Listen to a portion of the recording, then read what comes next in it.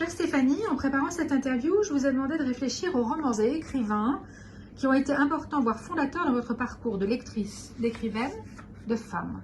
Qu'avez-vous sélectionné pour nous aujourd'hui? Alors j'ai sélectionné des classiques, mais qui pour moi ont du sens par rapport à mon vécu, parce que comme je vous le disais précédemment, j'ai grandi en Afrique jusqu'à 17 ans, et à Djibouti particulièrement, et mon père donc était militaire, et ce qui était assez amusant, c'est qu'il dirigeait ce qu'on appelle un régiment, et compte tenu qu'il était le chef du régiment, il devait habiter sur le camp militaire avec sa famille, c'est-à-dire ma mère et moi, au milieu de 5000 hommes.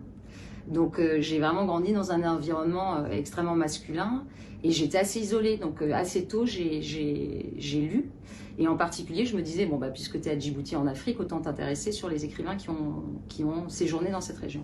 Et il se trouve que il y avait Joseph Kessel, qui est vraiment qui a écrit le premier roman qui a marqué mon entrée dans la lecture, c'est-à-dire Fortune carrée, et ça se passait à Djibouti.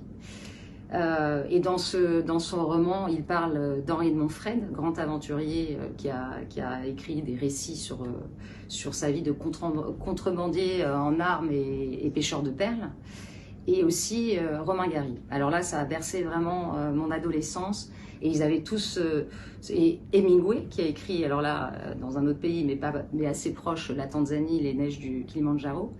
Et il représentait pour moi, surtout à un âge où on est très idéaliste, très exalté, il nourrissait tout un tas de fantasmes, d'imagination. Et ils avaient comme dénominateur commun l'aventure, l'engagement, l'amitié, le sens de l'honneur. Et tout ça me parlait énormément, et j'avais un peu l'impression, à l'époque, j'ai lu après quasiment toute leur œuvre, mais j'ai commencé par leur œuvre concernant cette région du monde. Et j'étais fascinée, et comme j'habitais sur place, j'avais l'impression, je fantasmais un peu en me disant que j'étais sur leurs traces, et que je vivais évidemment plutôt en imagination leurs aventures. Et puis ensuite, j'ai vécu pas mal d'années à Londres. Alors après, je suis un peu, vous allez me dire, je suis un peu basique, mais c'est vrai qu'à chaque fois, je m'intéresse à la littérature qui est mon point de chute géographique. Donc j'ai vécu pas mal d'années à Londres, et alors là, je me suis complètement passionnée pour la littérature anglaise et classique à nouveau, les sœurs Brontë, Jane Austen. Alors là, pareil, ça réveillait une fibre, un peu de midinette, et puis c'était toujours des personnages très exaltés, très rebelles, et j'avoue que ça a marqué. Et puis je pense même, surtout les écrivains dont je vous parlais précédemment, ça a un peu conditionné mon univers d'écriture et ma façon d'écrire, puisque en l'occurrence, je me mets dans la peau d'un homme déjà, et dur. Enfin, c'est pas une écriture de midinette. Non, voilà, c'est ça. Mais je suis sûre, mais un grand chemin.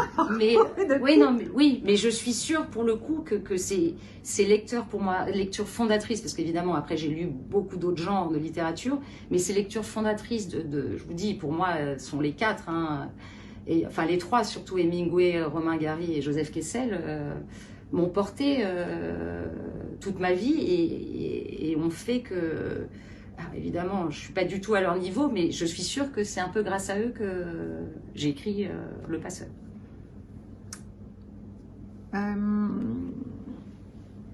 Dans les écrivains que vous avez rencontrés, donc je vais vous demander juste de fermer les yeux.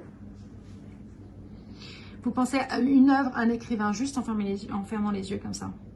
Fortune carrée de Joseph Kessel. Merci.